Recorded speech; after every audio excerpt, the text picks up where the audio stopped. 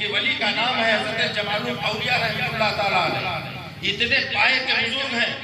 रमजान का महीना शुरू होने वाला था, बस्ती के कुछ लोग आपकी खिदमत में हाजिर हुए और कहा हुजूर एक हाफिज का इंतजाम कर दीजिए। कहा क्यों? कहा कि चांद अगर निकल आया 29 का तो भी तरावी पढ़वानी है।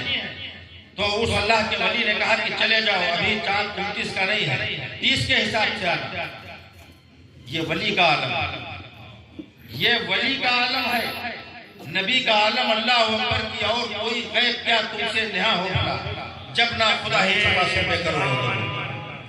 हज़रत जमालुल औलिया रहमतुल्लाह ताला अलैह ने कहा जाओ 30 के हिसाब से आना। अगले दिन फिर कुछ लोग आए बस्ती के, कहा हुजूर अब इंतजाम कर दीजिए, अब कोई हाफिज नहीं मिल रहा है, तरावी का इंतजाम करना है। अल्लाह के उस वली ने जुबान विलायत से फरमाया कि चले जाओ। और एक शख्स से कहा तुम अपने घर जाओ, कल सुबह जब सोकर उठना, घर से बाहर निकलना, जिस पर पहली नजर पड़ जाए उसे लेकर मेरे पास चले आना।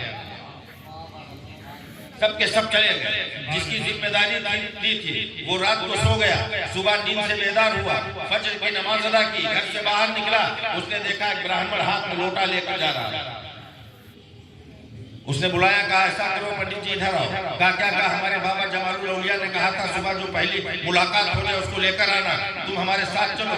तो बोला हम अपनी आवश्यक क्रिया से जा रहे हैं। कहा ये सब बाद में, तुम पहले मेरे बाबा के पास चलो। अल्लाह के वली के पास जब उस ब्राह्मण को लेकर वो शख्स पहुंचा, उसने जाकर हाथ जोड़ेगा, महाराज आपने हमको याद किया। अल्लाह के उस वली ने तबस्सुम फरमाया, कहा हाँ पंडित जी, दरअसल याद इसलिए किया था कि ये बहुत लोग परेशान हैं, एक हाफिज का इंतजाम नहीं हो रहा, कहीं तलाश किया जा रहा तो हाफिज कुरान नहीं मिल रहा है, तो मैंने सोचा इस बार तुझसे ही ये काम करवा। उसने कहा महाराज क्या आपने मतलब मजाक के लिए हम ही मिले थे?